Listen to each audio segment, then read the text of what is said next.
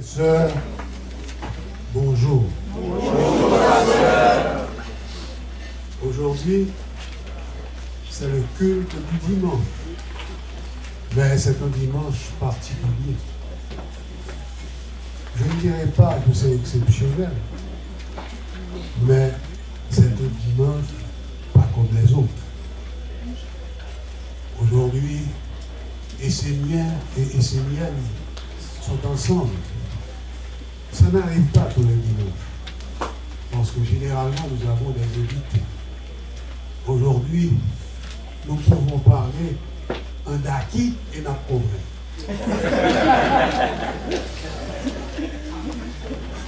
Nous avons Raphaël.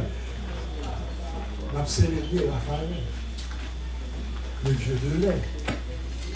Nous avons respiré là, c'est Raphaël. Il faut que nous mettions nos dimensions pour nous capables de respirer, pas seulement profondément, mais pour nous garder en hauteur. Raphaël, c'est vrai. Donc, nous avons monté avec. Nous avons monté dans nos papillons, zèle nous va casser. Nous ne pouvons pas léger assez. Nous devons nous préparer pour que nous puissions ensemble nous envoler dans les éthers divins. Ça, nous sommes de ça. Et c'est ça qui fait nous là. Mais aujourd'hui, on va dire que les beaux retournés du cœur, attendez-les, parce que c'est pour eux parler ça. Nous venons là à un moment spécial. Ça n'a pas aujourd'hui, moi-même qui l'a dit d'un temps, c'est qu'on y a m'attendé le tout, et c'est qu'on y a m'attendé. Aujourd'hui, une coïncidence fait que, attendez bien, à 15 là, Raphaël, il dit nous, vous les hommes, vous n'êtes ni éduqués pour marcher sur le chemin de la vie avec sagesse, ni formés pour vivre avec les dieux et connaître la plénitude et le bonheur. Tenez bien, les jeunes qui font là, vous les hommes, nous pouvons comparer. Et raison est simple. C'est parce que nous-mêmes, nous connaissons le monde. Avant, ça va garder nous. C'est Timoun nous et Achita. Alors que, à 15 ans, reprend une parole que nous connaissons déjà, mais que nous ne pouvons pas jamais expliquer. Pour entrer dans le royaume de Dieu, il faut redevenir de tout petits enfants. De toujours actifs. Et l'empire du nouveau commencement. C'est ça que Bible ça. Le prix souple. L'homme moyen, c'est un cousin. Pas moyen fort, pas quitter le tomber, parce qu'il a crasé la main et nous ne pouvons pas payer conséquences. Cela veut dire il faut être discipliné, il faut être dans le respect, il faut être sage. Si nous faisons ça, nous allons garantir toute bagarre facile pour nous et nous comprenons sa légèreté. L'autre jour, il faut goûter l'amour, il faut goûter. Mettre la dîme, si on n'a pas goûté fruits, on n'a pas la dîme qui convient. Et nous, chaque, nous goûter, selon les gens par nous, nous goûtons après même. Nous remettons trop mieux, nous remettons à point, etc. Il faut comprendre tout ça. L'enseignement enseigné à travers la Bible sénienne est une vérité, est une réalité. Dépouillez-nous de tout ça qu'on connaît, que le monde des hommes mettait sur nous. Nous comprenons son bagage difficile? Non, il n'est pas difficile. C'est volonté pour nous gagner, c'est détermination pour nous gagner. Et à ce moment-là, il n'y a aucun problème. Vos pas seront légers, votre intelligence va s'ouvrir au monde divin et l'Esprit Saint, pas de problème du tout pour l'entrer dans nous, pour l'éclater de telle sorte que le cœur intérieur, ce cœur que nous avons, cette terre intérieure que nous devons nourrir, que nous devons cultiver, pas de problème. Ou pas de problème haïssable, ou pas de problème recul, ou pas de conseil de bagaille que nous avons évité, parce que nous avons la vérité. Mes amis, je vais prendre une livre pour nous, et puis nous dire ça nous est, ça qui est écrit là. Vous les hommes, vous n'êtes ni éduqués pour marcher sur le chemin de la vie avec sagesse, ni formés pour vivre avec les dieux et connaître la plénitude et le bonheur.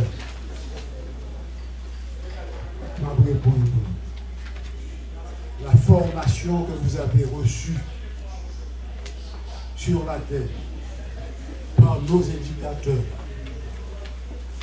est mauvaise. Détachez-nous de maman. Maman, nous, c'est la terre. La terre, là, c'est l'île nous tout bagarre. Gardez bien pour nous. La terre donne tout. Il prépare pour tout bagarre. Quel que soit ça, on la guerre la terre, il transforme en beauté.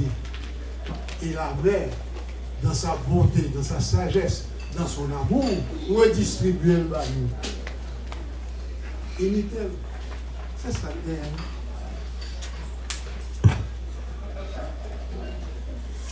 Maintenant, vous avez tout simplement, vous faites allez-y. Allons,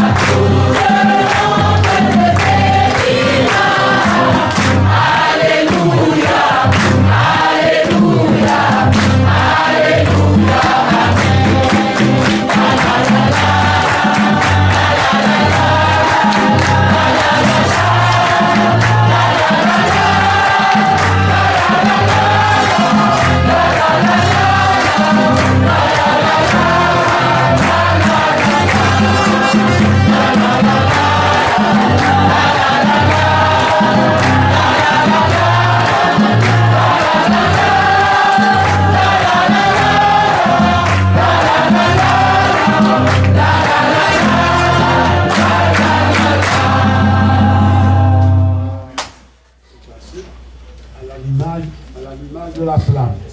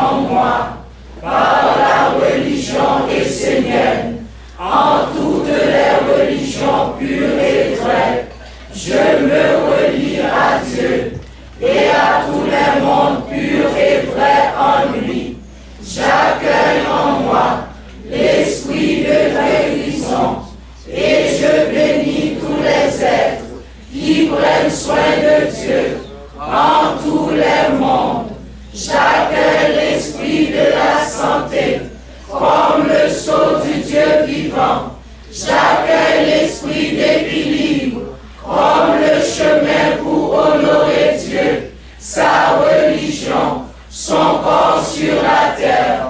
Que tous les mondes à travers moi trouvent un chemin de santé, de guérison et de libération.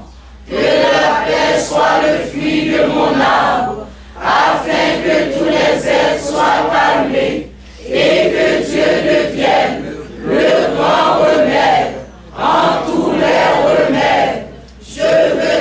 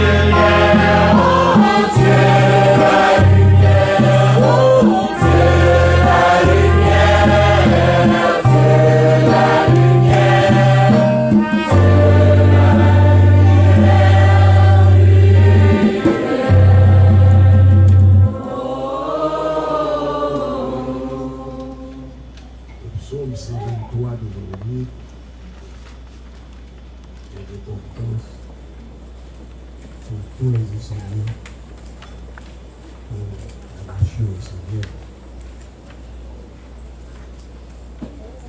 est venu pour introduire par le pasteur Sylvain qui va nous donner lecture de ce psaume. À la page 11.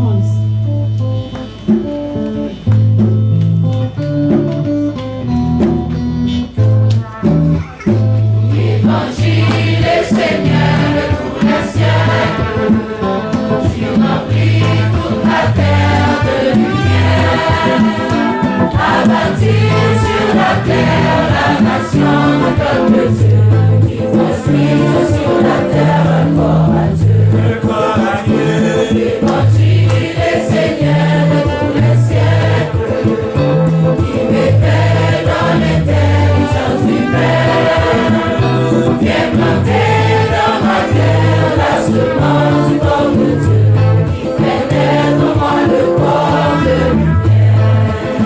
Qui fait en moi le corps de lumière.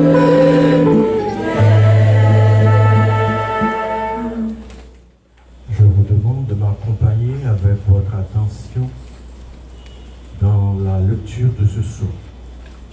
Aujourd'hui, c'est un jour spécial. C'est un jour qui fait partie de notre grande célébration de notre Père Raphaël. Il nous a envoyé comme message le psaume 123.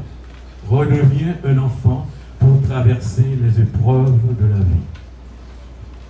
Vous les hommes, vous n'êtes ni éduqués pour marcher sur le chemin de la vie avec sagesse, ni formés pour vivre avec les dieux et connaître la plénitude et le bonheur. Vous n'êtes pas accueillis dès votre naissance par un monde qui veut vous conduire vers la belle lumière et le sens profond de la vie, mais par un monde qui vous plonge dans la mort, éteint la lumière et vole l'âme afin de l'utiliser pour ses propres objectifs. Ce monde s'empare de vous, prend en main votre vie, vous colle à la peau, vous forme et vous conforme à ce qu'il souhaite, à ce dont il a besoin pour maintenir son existence. Telle est votre épreuve. L'homme a le pouvoir de dire oui ou non. Mais malheureusement, de génération en génération, il a dit oui à ce monde.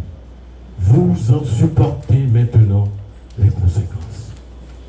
Lorsque vous avez un problème de la vie, il vous est possible au début de l'ignorer, de faire comme si tout allait bien. Mais avec le temps, le problème ne cesse de grandir. Il finit par s'imposer et prendre le contrôle de votre vie. Et il en est ainsi pour toute la vie de l'homme. Chaque année qu'il passe dans le monde est un poids qui s'ajoute.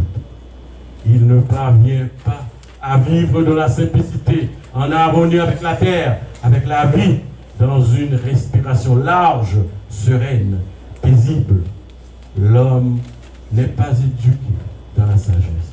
Il n'a pas l'intelligence, la clairvoyance pour discerner les pièges et ainsi éviter les épreuves de la vie qui l'affaiblissent. Il tombe dans tous les pièges préparés pour le faire tomber, pour l'humilier, pour le dégrader. Alors, il en veut à l'humanité, à la société, à la vie et même à Dieu. Et en effet, il a de nombreuses raisons d'en vouloir à l'univers tout entier. Puis il subit le pouvoir du vieillissement et devient alors fataliste, peureux ou aigri en fonction de son tempérament. Les années qui passent amènent bien plus souvent les hommes vers la fatalité que vers la sagesse. Rares, très rares sont les sages authentiques dans le monde des hommes. La clé d'une vie menant à la sagesse est la transmission de la tradition, l'éducation et la formation au vrai savoir. Bien souvent, le travail des 5 générations est nécessaire pour que le fruit arrive à maturité, que la sagesse puisse se manifester dans le monde de l'homme. C'est pourquoi vous devez vous organiser pour que cette nouvelle éducation soit possible et que le savoir que vous allez acquérir ne soit pas perdu, mais transmis d'une génération à l'autre, grandissant sans cesse. Il n'y a jamais de solution dans le monde de l'homme. Il n'y a pas de sortie. C'est un monde sans issue, comme des sables mouvants. Plus tu t'agites, plus tu t'enfonces.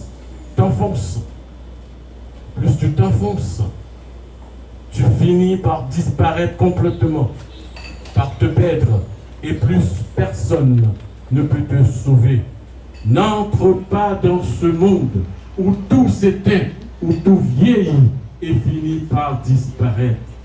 Unis-toi avec la sagesse qui éclaire, rajeunit et ouvre le chemin de l'immortalité. Alors, rien ne s'arrête. Au moment où le corps disparaîtra, tu pourras entrer dans ce monde conscient et éveillé. Et étudie la sagesse et vis avec elle, afin de rester serein et de passer toutes les épreuves sans qu'aucune ne puisse t'arrêter, t'attraper, te freiner, mais que toujours tu marches sur le chemin de la lumière. Amen.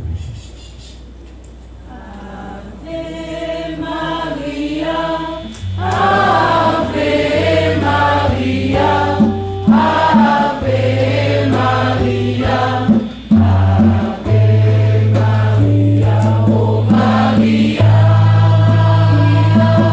Ave Maria, Ave Maria.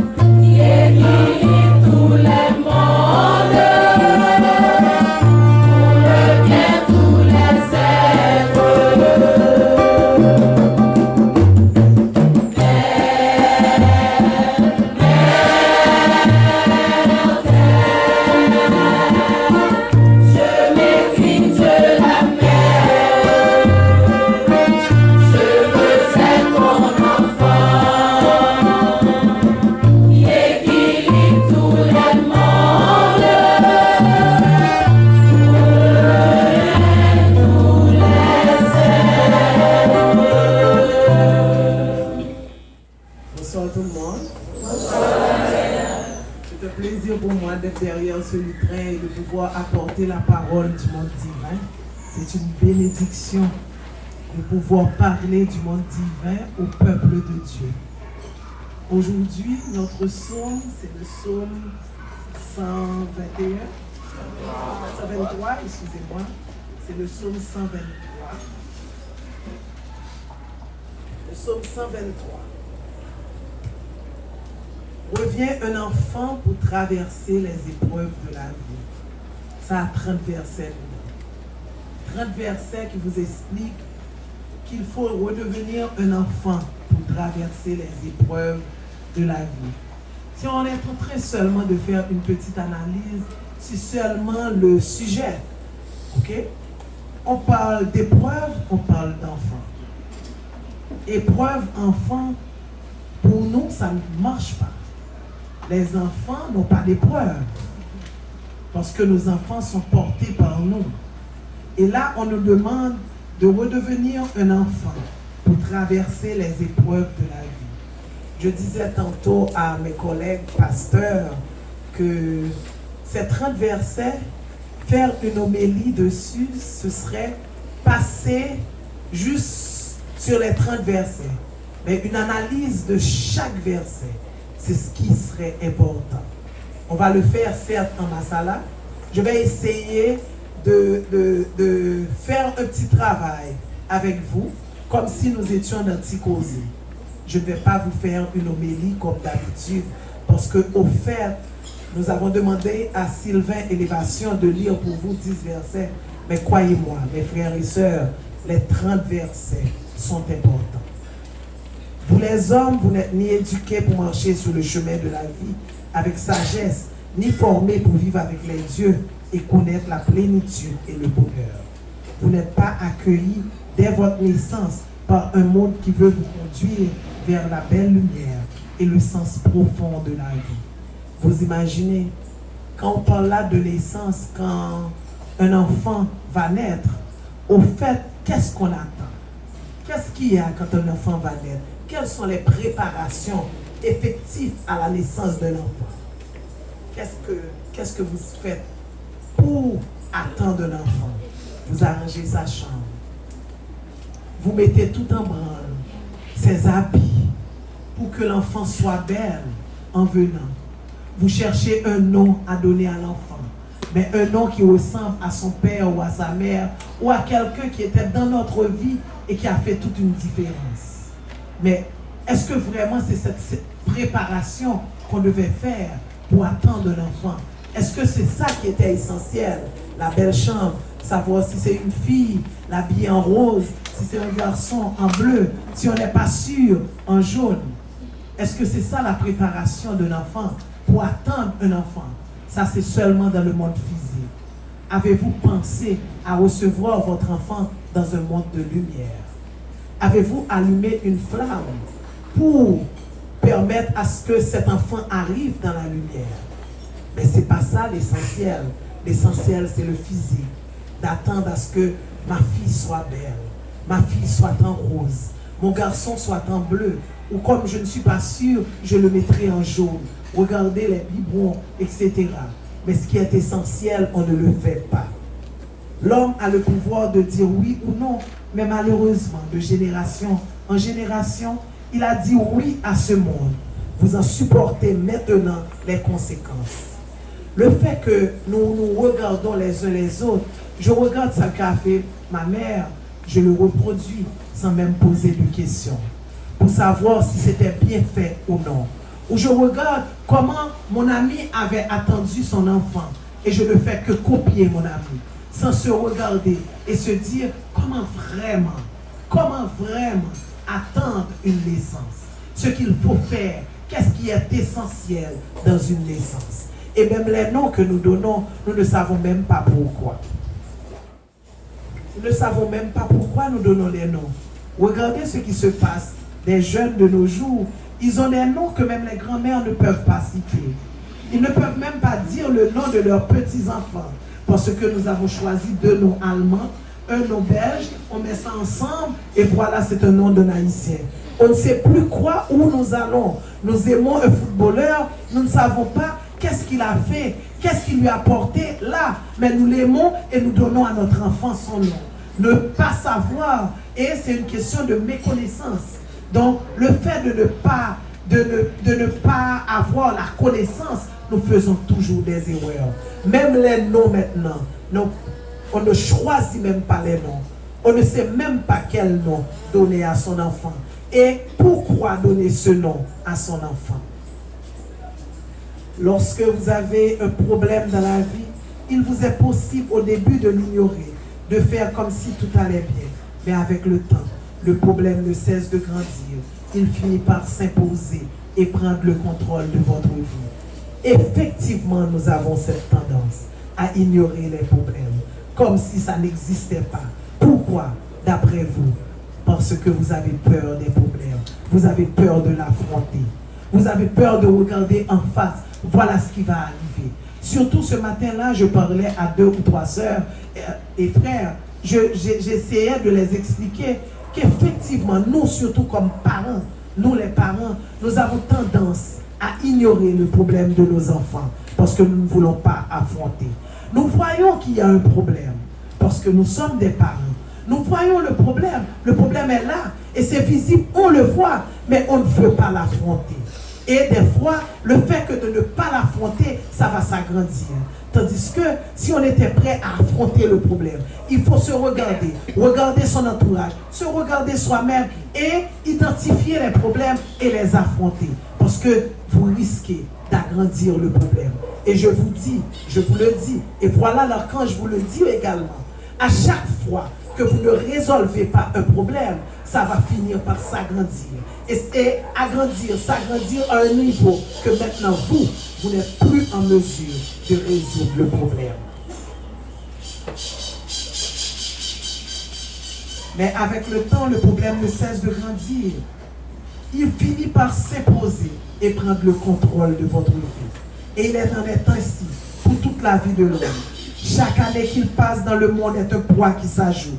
Il ne parvient pas à vivre dans la simplicité, en harmonie avec la terre, avec la vie, dans une respiration large, sereine, paisible.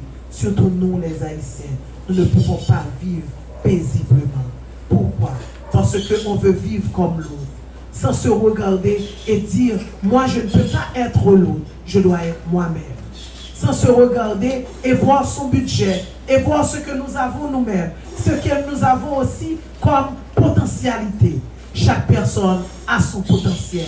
Et croyez-moi, chaque personne ici présente est venue avec un bagage de potentiel. Il suffit de l'identifier.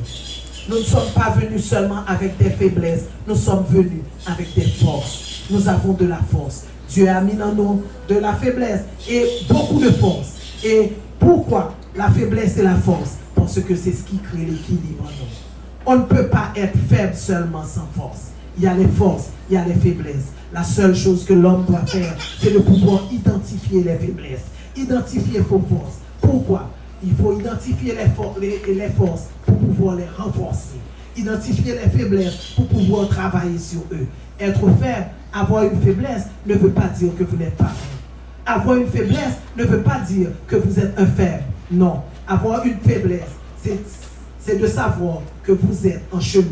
Vous êtes dans une école et vous devez apprendre. La faiblesse, c'est votre examen et vous devez passer le test. Pour passer le test, il faut prendre la force et mettre cette force dans cette faiblesse. Travailler la faiblesse.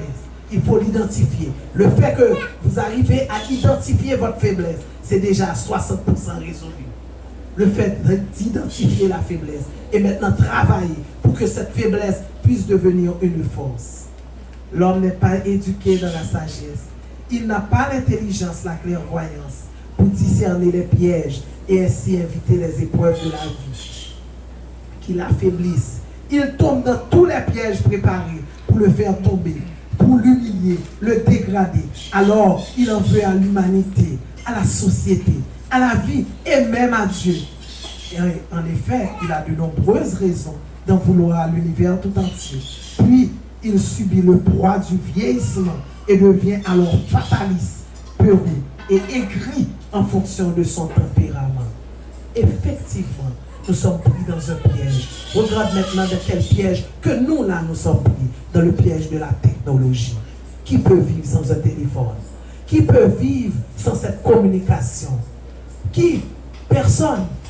Si nous oublions notre téléphone, nous sommes contrariés pour toute la journée. Par contre, vous laissez la Bible chez vous, mais ça ne vous dit rien. Parce que vous n'avez pas besoin de votre Bible, mais vous avez besoin de votre téléphone pour communiquer, pour trouver des informations. Vous êtes devenu un esclave de la technologie. Et maintenant, il faut se dire, est-ce qu'on peut vivre sans cette technologie? Moi, je vais vous dire non, jusqu'à ce qu'on prenne conscience que oui, la technologie est bonne, c'est correct. Moi, je suis ingénieur en informatique, donc je crois dans la technologie. Mais il faut savoir, en tout, il y a un équilibre. En tout, il y a un équilibre. On ne peut pas s'amuser à passer 10 heures de temps au téléphone seulement. On ne peut pas passer 5 heures de temps en WhatsApp seulement, tandis que vous avez seulement 24 heures pendant la journée. Et vous le faites comme ça, vous n'avez pas de temps pour donner à Dieu. Combien d'entre vous décident vraiment de ces 24 heures de temps, qui décident de donner 1 heure, 30 minutes pour Dieu? Non, on n'a pas ce temps. On est très occupé. On est trop occupé. Trop de choses administratives à faire. J'ai trop de dossiers à gérer. J'ai trop de choses à faire. Ce n'est pas important. Mais non, Dieu comprendra parce que je dois travailler pour pouvoir subvenir aux besoins de ma famille. Donc voilà le problème. Les années qui passent amènent bien plus souvent les hommes vers la fatalité que vers la sagesse. Et c'est vrai. Regardez, toute cette technologie nous amène à une fatalité, mais nous perdons notre sagesse. Nous perdons la sagesse. Rares, très rares sont les sages authentiques dans le monde des hommes. La clé d'une vie menant à la sagesse est la transmission de la tradition, l'éducation et la formation au vrai savoir. Ce verset-là vous parle en tant que parent. C'est ce que vous allez transmettre, qui va rester. Si vous transmettez la technologie au complet aux enfants, c'est cette technologie que les enfants vont transmettre. Moi, je vais vous dire, je me rappelle, il n'y a pas si longtemps que ça, j'ai été à un restaurant où il y avait une famille qui était là en train de manger. Grand-mère, mère, père, tout le monde était là. J'ai l'impression qu'il y avait un anniversaire. Mais personne ne se parlait entre eux. Tout le monde avait leur téléphone. Même grand-mère avait son téléphone de cette façon. Ok? Et on a comme l'impression, parce que quand on apportait le gâteau, personne, ils s'étaient levés pour chanter Happy Birthday to you, mais on était comme ça, Happy Birthday to you. On ne regardait même pas grand-mère qui fêtait. Et grand-mère aussi ne se regardait pas, parce que grand-mère était coincée dans son téléphone. Et je l'ai regardée avec pitié. Pourquoi avec pitié? Nous avons perdu ce sens. Le sens d'être ensemble. Le sens de s'embrasser et de dire bonne fête. Maintenant, nous envoyons les Happy Birthday au téléphone. Tu comprends? Ça dit, c'est comme ça. Donc, il n'y a plus cette sensation de sentir la peau de l'autre sur vous. Sans vous en rendre compte, on est en train de nous robotiser. On vous avait parlé de robots, vous avez dit jamais. Moi-même, pas jamais accepté, on met un appareil en homme, mais on ne voulait pas mettre d'appareil dans vous. Vous vous trompez. Vous étiez là, fixé sur les puces. Non, ce ne sont pas les puces qu'on allait mettre. On allait créer une maladie. Et avec cette maladie, on devait se regarder à distance. Chaque personne 2 mètres, 1 mètre minimum. C'est ça qu'on devait nous faire. Ce n'est pas une puce qu'on allait mettre en nous. Avec ça, on n'a pas le choix. Parce que moi, je dois me protéger. Toi aussi, tu dois te protéger. Alors, mais regardez, même sur le lit, il y a une distance. Parce qu'on ne sait même pas. C'est-à-dire, un enfant peut courir sur un lit un coup, mais un enfant peut courir. Parce qu'on ne peut pas se mettre ensemble, on ne sait pas, on doit faire attention. Donc la peur, on a créé la peur en nous. Bien souvent, le travail de 5 générations est nécessaire pour que le fruit arrive à maturité. 5 générations. Le travail de 5 générations pour que le fruit arrive à maturité. Donc ne comprenez pas dans cette vie-là que vous êtes en train de vivre que le fruit va arriver à maturité. Non. Mais vous devez vous-même faire le travail et transmettre à votre enfant pour que vos enfants puissent transmettre à vos petits-enfants jusqu'à arriver à la 5e génération. Et là où vous serez fiers parce que vous avez mis quelque chose pour permettre à ce que l'humanité change. Et c'est ça le rôle des enseignants. Si vous voulez entrer sur le chemin où cesse la fatalité et où les années ne sont pas des poids qui s'accumulent, redécouvrez l'enfant qui vit à l'intérieur de vous. Comment?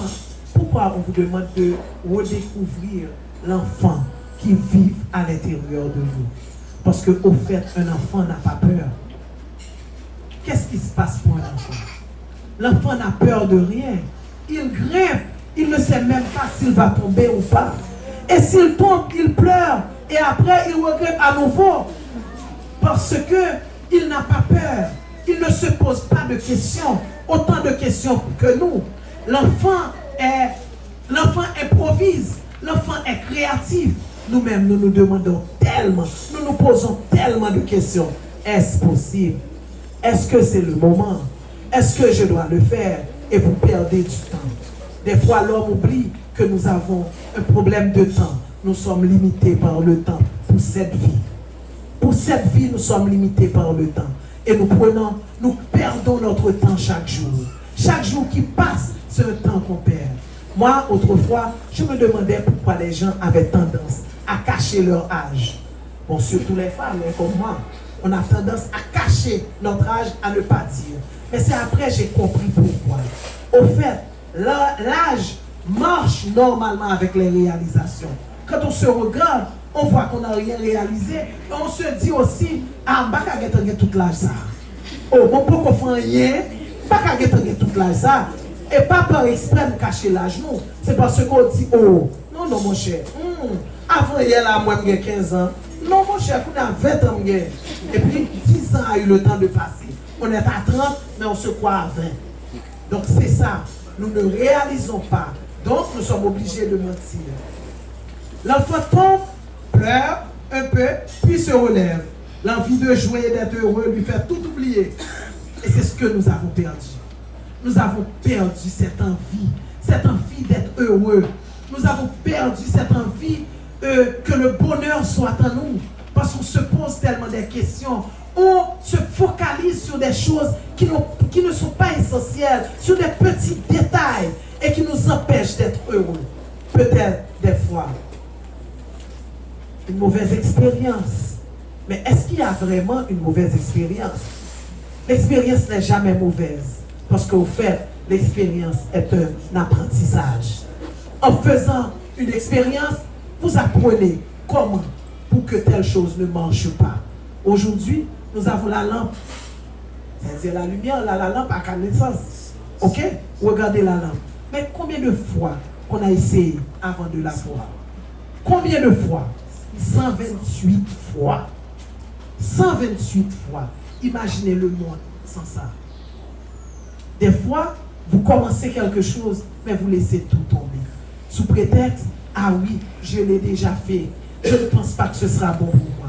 Faites comme un enfant. L'homme qui perd le lien avec l'enfant sombre dans la mauvaise éducation. Il se fait attraper par les obligations, les rites et le temps. Vous ne pouvez pas oublier l'enfant qui est en vous. Rappelez-vous toujours que vous êtes un enfant. Certains ne veulent même pas pleurer. Parce qu'ils sont trop forts pour pleurer. Ils ne veulent pas laisser couler l'âme. Certains pleurent beaucoup. C'est pas grave. Certains pleurent beaucoup. Mais certains ne veulent pas. Parce qu'ils ne veulent pas faire sortir l'enfant qui sont en eux. Tout au long de votre vie, prenez soin de l'enfant qui vit en vous. Ne le perdez pas de vue. Ne laissez personne l'étouffer. Qu'il puisse toujours se tenir en vous, respirant à plein poumon. Vous serez empli par la vie, l'énergie, l'optimisme, toujours prêt à gravir une montagne, à recommencer, car jamais la vie ne s'arrête. Ne regardez pas les situations. Il y aura toujours des situations. Actuellement, nous, en Haïti, nous vivons une situation politique difficile. Mais après la situation politique, il y aura encore une autre situation. La vie est faite de situations. Mais si nous attendons, si nous disons que, ah oui, puisqu'il y a une situation, le moment n'est pas propice. Quand est-ce que ce moment sera propice? Quand est-ce que le moment sera propice? Si ce n'est pas aujourd'hui, c'est pour quand? Pour demain? Non, demain encore, il y aura une situation. Et quand tout sera prêt, vraiment, maintenant il y aura une autre situation. Vous serez déjà vieux. Et vous allez dire, je suis vieux, je ne peux plus faire. C'est fini pour moi. Il y a toujours une situation. Donc, faites-le maintenant. Faites ce que vous avez à faire maintenant. Réalisez-le maintenant. Faites comme un enfant. Montez dans les montagnes. Marchez, courez. Vous allez tomber, c'est sûr, mais vous allez vous relever. Et vous allez courir à nouveau. Même si vous êtes blessé, passez prendre un pansement et recommencez. Continuez sur la route. Et vous allez voir, si vous continuez ainsi, vous allez arriver à voir Dieu. L'homme qui perd le lien avec l'enfantement sombre dans la mauvaise éducation. Vivez dans la conscience qu'il n'y a pas de fin. Et vous réussirez à traverser les épreuves et à grandir en sagesse, sans perdre votre fraîcheur intérieure. Être sage, c'est ne pas éteindre la flamme de l'enfance en soi. Alors, l'enthousiasme, l'espoir, la vie plus grande que la mort sont toujours là. Si vous tombez et n'avez pas la force de vous relever, vous resterez à terre et serez attrapé par ce monde qui fait vieillir, qui éteint la lumière, qui vous rend fataliste. Vous vivez sous le poids de l'ingratitude. sache que chaque épreuve de la vie est en réalité une sagesse. Chaque épreuve qui se passe dans la vie, c'est une sagesse. Prenez les épreuves de la vie comme une sagesse. Ne vous laissez pas affaiblir par une épreuve. Oui, si vous n'avez pas d'épreuve, c'est plus grave encore, c'est que Dieu ne vous voit même pas. Sans épreuve, ce qui signifie que vous n'existez pas pour Dieu. Si vous voyez que tout marche bien pour vous, qu'il n'y a aucune épreuve, c'est que Dieu n'est pas dans votre vie. Quand vous avez beaucoup d'épreuves dans votre vie, c'est que Dieu est présent dans votre vie. Et quand vous n'êtes jamais redressé, quand Dieu n'utilise pas le bâton du redressement pour vous, c'est que vous n'existez pas pour Dieu. Il ne vous voit pas. Soyez prêts pour le bâton du redressement. Quand il se passe quelque chose de mauvais, attendez le bâton du redressement. Ça signifie que vous existez pour Dieu. Certains êtres vivent pendant des années les mêmes problèmes, sans espoir d'en sortir. Le temps est arrêté pour eux. Ils ne parviennent plus à trouver le chemin de la sagesse. Oui, nous avons tendance à vivre les mêmes problèmes. Et des fois, sans vous en rendre compte, vous les transmettez aux enfants. À force d'en parler dans la maison, à force que vos enfants vivent avec vous le problème, les enfants aussi font face à ce problème. Et pourquoi, d'après vous, que vous vivez les mêmes problèmes? C'est parce que, au fait, quand vous êtes dans un problème, vous vous agitez trop. Quand vous avez un problème, au contraire, restez dans le calme. Faites un recul. Réfléchissez. Quand vous vous agissez, maintenant, on ne va plus pouvoir vous trouver. On ne va plus pouvoir vous trouver. Et vous-même, vous ne pouvez pas vous retrouver. Soyez dans le calme quand vous êtes dans un problème. Et essayez, cherchez les solutions. Plus il y a de problèmes, plus l'homme apporte de fausses solutions qui augmentent les problèmes et placent le monde de l'homme coupé du divin dans la puissance. Regardez, je vais vous donner un exemple simple de problème. Vous avez un problème financier. Parce que nous-mêmes, en général, c'est le problème financier qui nous donne plus de problèmes. Ce n'est pas un problème divin, c'est le problème financier. Nous avons un problème financier. Puis maintenant, vous ne regardez pas quelle est la nature du problème financier. Vous voyez seulement, vous n'avez pas d'argent pour régler certaines choses. Maintenant, vous allez faire un prêt à la banque. Vous prêtez de l'argent, mais sans vous en rendre compte encore, vous augmentez votre problème. Le problème financier était là, mais il n'y avait pas de dette. Maintenant, vous avez un problème financier, vous prêtez de l'argent à la banque avec intérêt, vous résolvez soi-disant le problème, et peut-être qu'il était de nature, pas financier vraiment, parce qu'au fait, vous n'avez pas fait d'analyse. Et voilà maintenant, vous êtes dans de beaux draps. C'est maintenant vous avez des problèmes. Et certains d'entre vous, ils vont prêter 1, 2, 3, 4, 5 endroits pour résoudre un problème qui n'était même pas vraiment de nature financière. Parce que, au fait, ça demande des fois des disciplines. Par exemple, quelqu'un qui a un problème financier pour payer son loyer. Vous avez un problème financier pour payer votre loyer? Votre loyer, c'est chaque 12 mois. Maintenant, vous prêtez de l'argent, vous payez le loyer. Mais dans 12 mois encore, vous aurez besoin d'argent pour payer le loyer à nouveau. Tandis que c'était simple.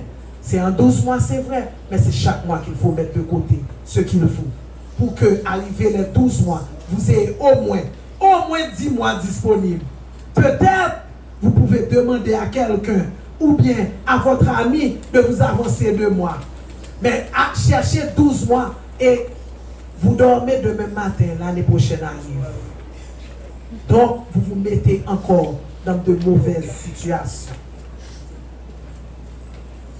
Jamais le monde artificiel qui vit de l'homme ne le quittera par un simple vouloir. Aucun homme n'est assez puissant pour le chasser. Seule la présence de monde supérieur peut générer un état de conscience. Je ne comprends pas qu'un homme vit sans Dieu. Comment arrivez-vous à vivre sans Dieu? Seulement Dieu peut vous aider dans ce problème-là. Seulement ceux qui ont Dieu dans leur vie. Certains vont à l'église seulement pour un mariage, pour un anniversaire, okay? Une fête, les funérailles. Mais ils ne vont pas du tout à l'église. On dit que, ah non, moi je n'aime pas l'église. Je n'aime pas ce qui se passe autour de l'église. Mais une église, c'est une maison de Dieu. C'est là où vous pouvez vous recueillir. Vous vous dites peut-être, moi je me recueille chez moi. Mais non, non, non, non. C'est bon de se recueillir chez vous. Mais aussi, vous avez besoin d'un espace dédié à Dieu où vous pouvez vous recueillir. En plus, quand vous ne le transmettez pas à votre enfant, par rapport à tout ce qui se passe dans le monde, ce sera encore pire pour vous. Rien n'arrive par hasard ou gratuitement, c'est certain. Mais si l'homme vit avec la sagesse, sa destinée n'est pas le même que s'il vit avec la bêtise. Là doit porter son attention. Il n'a pas demandé à l'homme de savoir si l'épreuve lui est destinée ou non. Cela n'a pas d'importance. Puisqu'il la vit, il lui est demandé de trouver la porte qui conduit vers la sagesse et apporte la solution et la délivrance. Vous vivez déjà dans l'épreuve. Pourquoi vous vous dites, est-ce que cette épreuve est pour moi? Pourquoi vous dites que, ah oui, c'est à cause de tel que je suis dans cette épreuve? Si mes parents avaient fait ceci, si mes parents avaient fait cela, si j'étais ceci, si j'étais, nous parlons toujours avec parfait. Mais ce n'est pas important. Qu'est-ce que vous faites là maintenant pour sortir de cette épreuve? Et moi je vous le dis, et l'archange aussi le dit, si vous ne résolvez pas ce problème dans cette vie, dans l'autre vie, vous aurez encore le même problème. Et ça va vous suivre de vie en vie. C'est mieux de prendre un recul, de regarder votre problème et de le résoudre maintenant. Choisissez de souffrir dans cette vie. Choisissez de résoudre le problème dans cette vie. Et comme ça, vous aurez un autre problème dans une autre vie.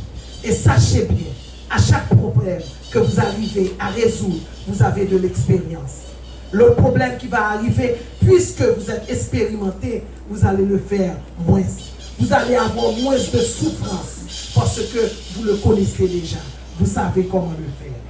Unissez-vous avec la sagesse qui est claire. Étudiez la sagesse et vis avec elle afin de rester serein et de passer toutes les épreuves sans qu'aucune ne puisse t'arrêter, t'attraper, te freiner, mais que toujours tu marches sur le chemin de la lumière. Ce que le monde divin attend de vous, c'est que les problèmes, les épreuves ne vous freinent pas. Au contraire, face aux problèmes, continuez votre chemin. Ne vous arrêtez pas. Ne vous arrêtez pas. De toute façon, si vous arrivez à franchir le chemin, vous allez trouver la route claire et belle. Et je vous le dis, soyez vraiment vigilants face à toutes vos épreuves. Soyez des soldats de Dieu. Si vous êtes avec Dieu, vous allez voir sur le sable où vous étiez en train de marcher sur le sable près de la mer, où il y avait également Dieu qui était là avec vous, en train de marcher avec vous. Mais si vous regardez, vous allez voir 2 empreintes, pas 4 empreintes, parce que vous allez être porté par Dieu. Donc, il va vous porter dans vos problèmes. Il ne vous a pas dit que vous n'aurez pas de problème si vous servez Dieu. Mais vos problèmes seront légers. Amen.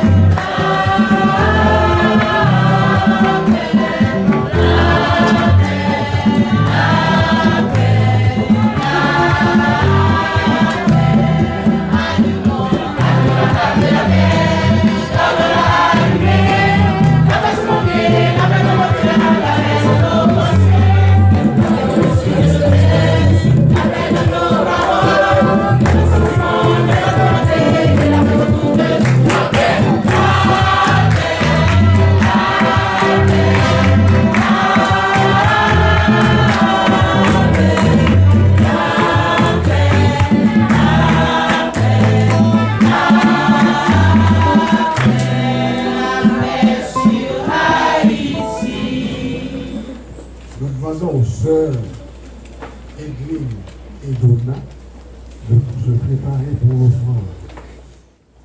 Et la bénédiction de l'offrande se fera par le pasteur Célestin.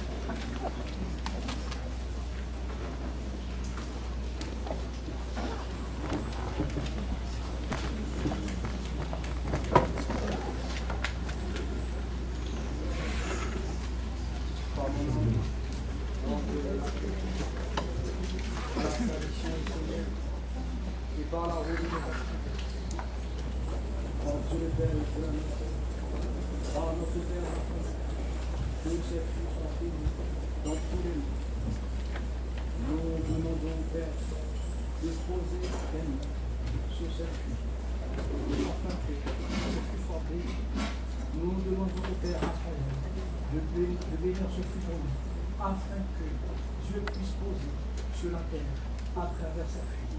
Oh mon Père, que ces filles puissent toucher la terre, que ces filles puissent toucher chaque personne, que ces filles soient bénies, bénies, bénies.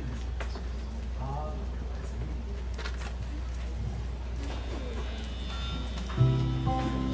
Je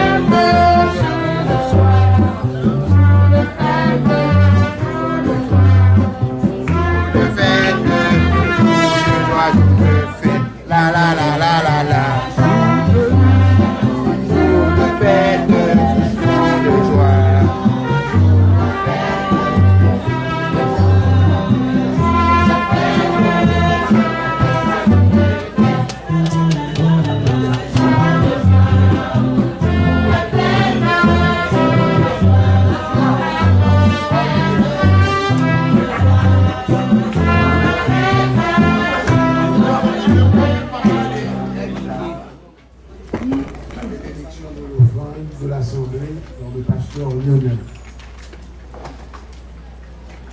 Pendant l'enjeu de la paix, dans la tradition du Seigneur, par Dieu le Père et Dieu la Mère, nous offrons cette offrande à Dieu, afin que son œuvre puisse toucher la cœur. Merci à chaque personne qui continue. Merci que chaque famille soit bénie, que chaque environnement soit béni, que la terre puisse bénir, que la mer puisse recevoir cette offrande. C'est tout ce que nous avons. Ô Père, Mère, nous vous offrons cette offrande, afin que l'œuvre de Dieu soit atterrie sur nous. Que cette offrande soit bénie dans tous les mondes. Amen.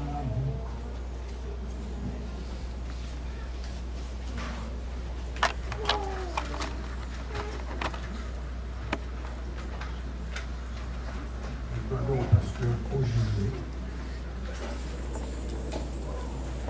pour la prière universelle.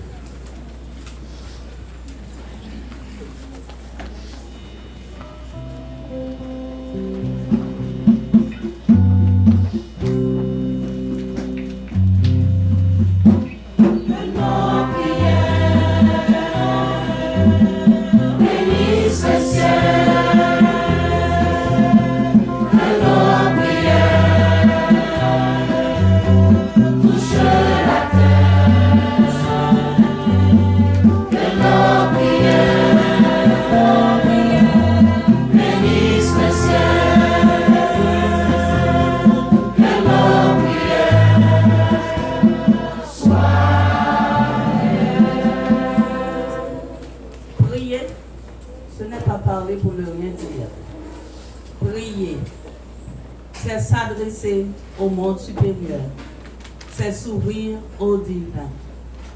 Et pour y arriver, il faut être dans la dévotion, conscient et dans le profond respect du sacré. Frères et sœurs, soyez conscients dans la dévotion et dans le respect profond du sacré pour écouter la prière qui va être faite.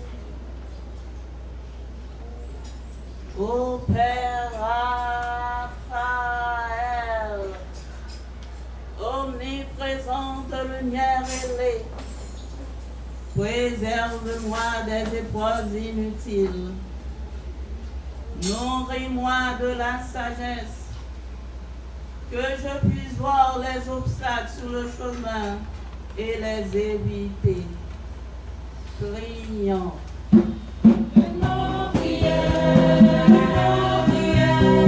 Bénisse le ciel, que nos prières touchent la terre, que nos prières bénissent le ciel, que nos prières soient.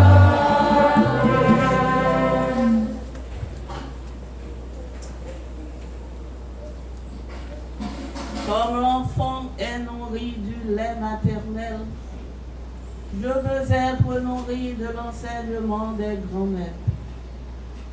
Je veux devenir capable de porter leurs paroles sur la terre et de les honorer de ma vie et de mes œuvres.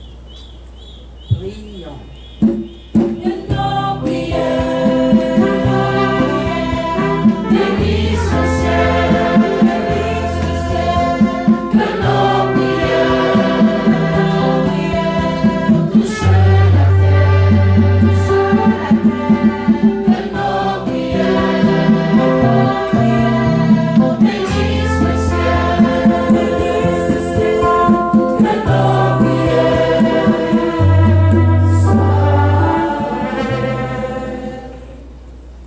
Que la sagesse le protège de son manteau d'invisibilité. Toi, tu es celui éternellement pur et vrai, sage et grand. Tu es celui qui jamais ne dort, car tu es le mouvement et la musique de la vie belle. En tout, tu es la sagesse, la paix, la plénitude. En toi je m'éveille, en toi je respire, en toi je comprends et je goûte la lumière du savoir qui éclaire. En toi apparaissent la force, l'énergie, le souffle qui ouvre et construise. Prions. Que nos prières bénissent le ciel, que nos prières touchent la terre,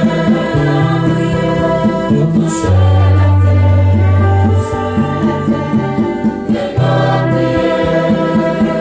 prières bénissent le ciel, que nos prières soient Prenons une minute pour faire une prière personnelle. Prions. que nos prières bénissent le ciel, que nos prières touchent la terre, que nos prières bénissent le ciel, que nos prières soient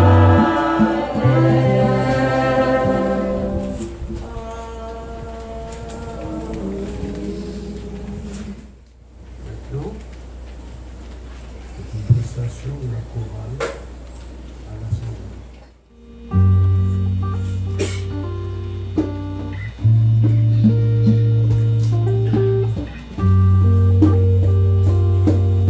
que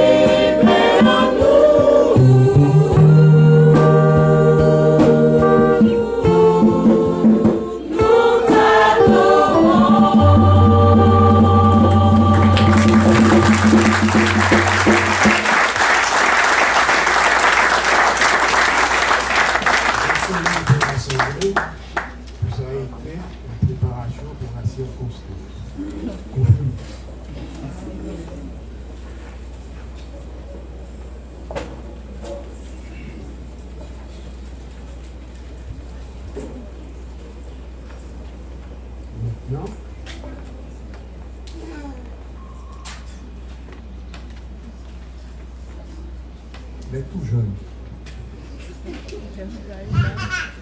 Bonjour.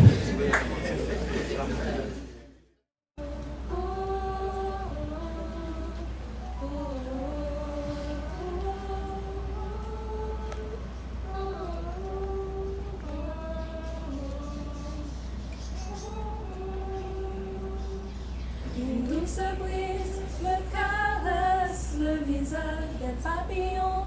Partout dans le village, les oiseaux dansent au-dessus de ma tête. Aujourd'hui souffle un parfum de fête, un air de musique me murmure cette main à celui qui a traversé les âges. Il est le printemps, il est le souffle de la terre. Chaque aujourd'hui, mon père Raphaël, mon père Raphaël, mon père Raphaël,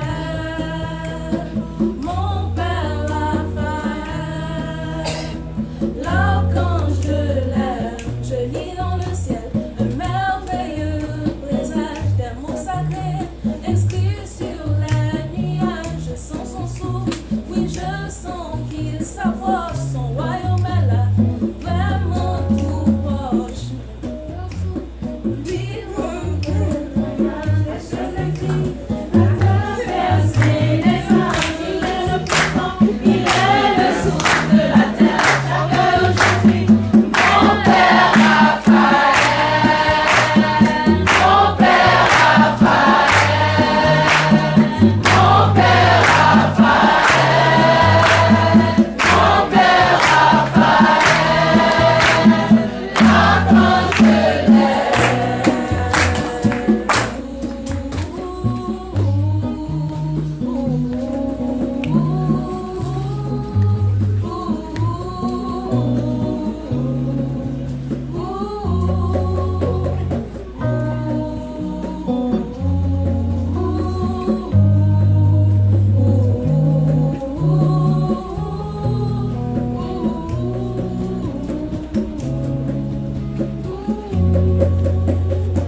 les gens affluent vers notre village. Les nuages, oui, je vraiment tout proche.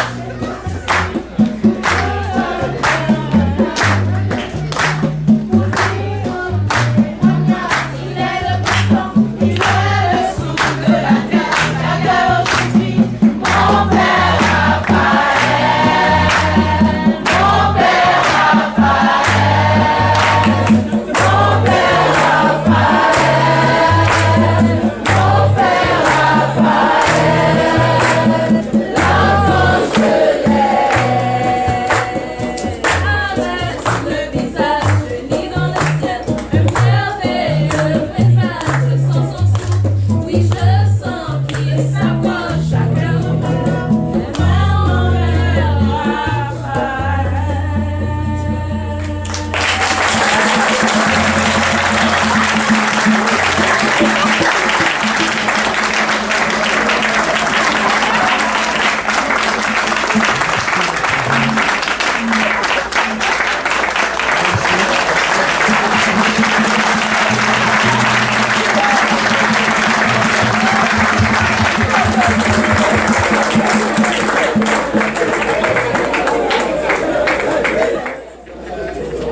C'est sûr qu'aujourd'hui nous avons des invités, mais aujourd'hui c'est la fête.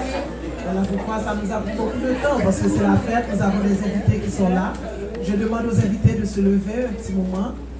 Ne vous inquiétez pas, c'est juste vous lever. Je demande aux invités de se lever et je demande à l'Assemblée d'applaudir nos invités.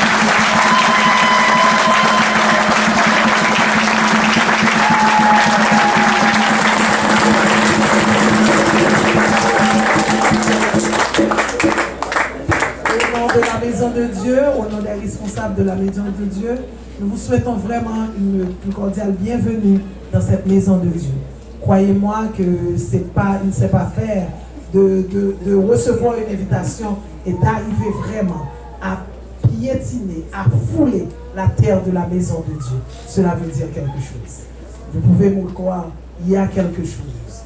Il y a un guise sous roche, parce que si vous arrivez vraiment à venir ici aujourd'hui, il faudrait vraiment, vraiment que le monde divin vous regarde déjà. Vous êtes des enfants de Dieu. Merci encore d'être venus.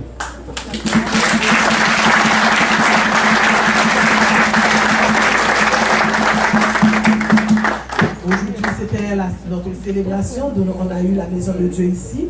Mais comme vous le connaissez tous, et je vous le dis aussi à nos invités, que notre maison de Dieu se trouve à Delma 75. C'est pas ici. Le dimanche prochain, c'est à Delma 75. Le culte du dimanche, 18 avril. Le psaume, ce sera le psaume 17. Ton corps est un don précieux, qui se tire du livre 3 de Raphaël. Ton corps est un don précieux. Ton corps est un don précieux. Nous vous remercions déjà, et comme vous le savez, toute bonne chose a une fin. Nous arrivons à la fin de notre culte du dimanche de la maison de Dieu. Et j'invite le prêtre Benoît à venir pour la bénédiction finale.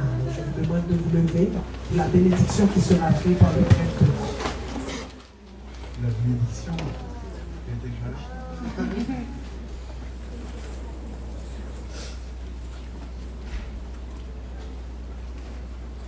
Pour moi, excusez-moi, je suis trop plaisir. Ouais, j'ai beaucoup d'émotions. C'est comme une guérison, encore une fois. Devant tous.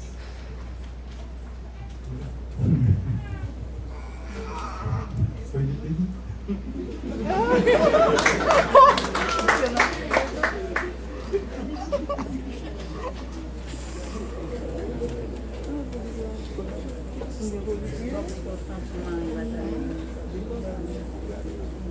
Vous êtes vraiment bon. Vous êtes vraiment important pour tout le monde, pour la nation essénienne, pour tous les Esséniens. Un grand merci du fond du cœur.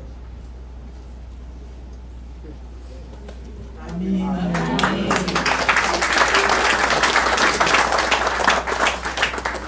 Bénédiction pour vous tous. Et le chant final, on va accompagner la flamme.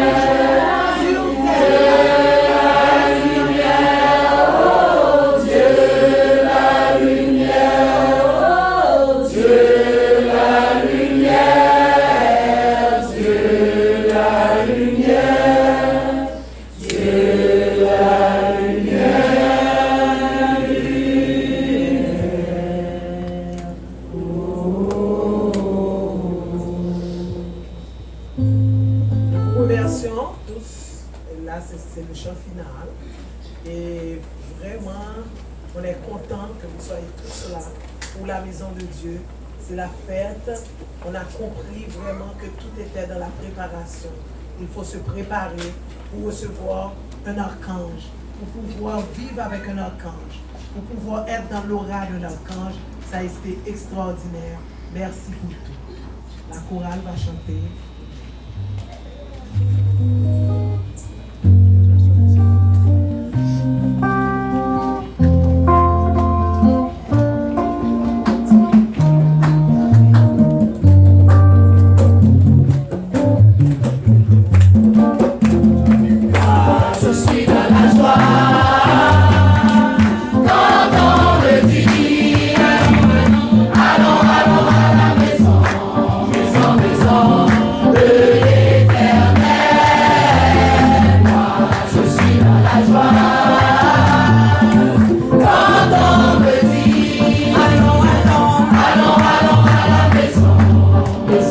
enfants de